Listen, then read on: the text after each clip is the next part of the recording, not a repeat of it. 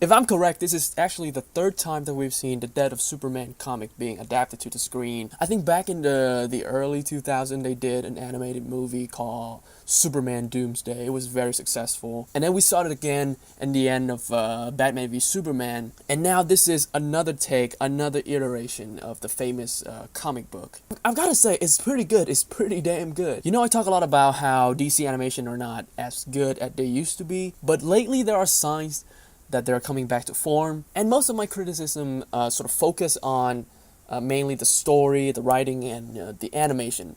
The writing of this movie is not like mind-blowingly good, but it's pretty well done. Got some really good dialogue between Superman, Clark Kent, and Lois Lane, and with there's this the little scene of the League members. They're in this room together and they're just talking banter around. It was really, really fun, really refreshing, and it's really cool to see the Justice League just having fun and feel like a real family. And the animation, even though it's not quite the level of Under the Red Hood or Flashpoint, or like the early DC animation, and even the TV show like Young Justice or Teen Titan, or Justice League animated series, it's not quite there yet, but they're trying to spend a little bit more money and trying to make the animation looks better. Because if you look at some of the modern sort of DC animation, the animation is a bit clunky. Like they move like this, it's very robotic, and it's still there in this movie. They haven't fixed it completely, but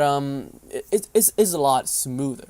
I would say that about the animation. It's a lot smoother.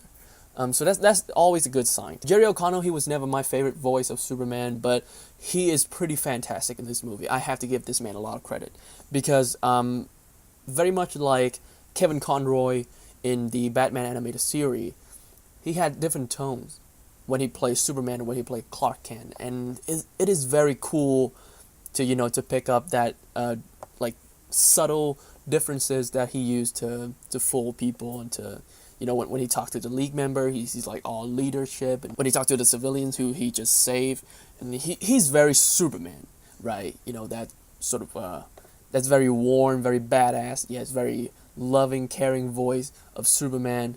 But when he talked to Lois, when he's in the Daily Planet talking to Lois, it's a different type of warm, and he got a little bit of dorkiness in there. So hearing him bouncing back and forth between Superman and Clark Kent, it was very impressive, and I was very pleased with his performance. It was pretty fantastic. And the rest of the cast, even though they're not in the movie much, did a good job. I mean, Rosario Dawson as Wonder Woman, really awesome. I've always been a big fan of Jason O'Mara as Batman. He's nowhere near as good as Kevin Conroy. Let's put that out there. But he's still a pretty good Batman. And Nathan Fillion as Green Lantern. We need to get more of him. We need to have a feature movie of Nathan Fillion voicing Green Lantern. That would be really cool. I think we have that, right? Do we? And everyone else, I can't remember the name, but they did a good job. Except for Lex Luthor. Rainn Wilson, a really funny actor. He's in The Office, and I'm a fan of his voice acting work. But his Lex Luthor did not work for me. Like when he talks, he sounds like, oh my god, like Superman, you saved me. Or, I don't know why, but he sounds kind of like that. So it's hard for me to take the Lex Luthor in this movie seriously because of the voice acting. He didn't do a bad job. I mean, he tried. He tried his best, right? But he's just not Lex Luthor for me. Let's talk about Doomsday. This is perhaps the scariest iteration of Doomsday that we've seen in a while. And we've got a lot of Doomsday. But this one, there's something about him that is very dangerous. And I think that's due to the fact that they're not making these movies for kids anymore. Lately, DC animation has been very hardcore with blood and some really disturbing imageries.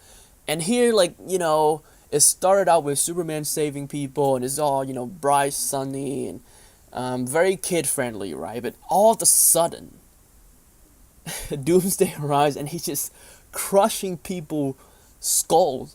And you see blood, and, some of the most horrific death that you're going to see in an animation features this year. And so the Justice League, they went out to try to stop Doomsday, and you felt the dangers of, every time a member would go up against Doomsday, and it felt like that person is about to die. Like when Batman or some like Flash, Green Lantern, Hawkman, even in Martian Manhunter, like every time they went up against Doomsday, I felt like they are like they're about to bite the dust. And the fight between Superman and Doomsday, my God, it is brutal. It is so satisfying. Like every time you hear a punch or a kick or a hit, it sounds like a gunshot. And whew, that is badass, man. Like the sound design of this movie is pretty on point. I love that they bring back the Man of Steel, breaking the sound barrier, sound effect. That's pretty badass. When Superman fly and make that boom sound, I love that. I love that so much.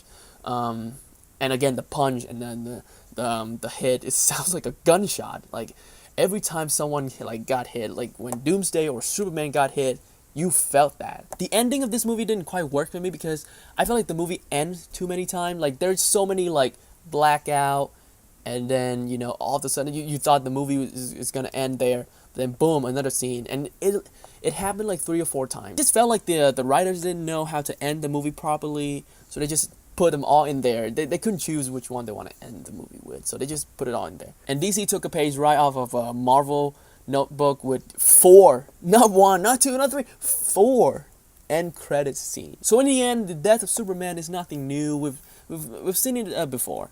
Like literally, we've seen this story before. Like there are some tweak in like the storylines and some characters, but overall it's the same story.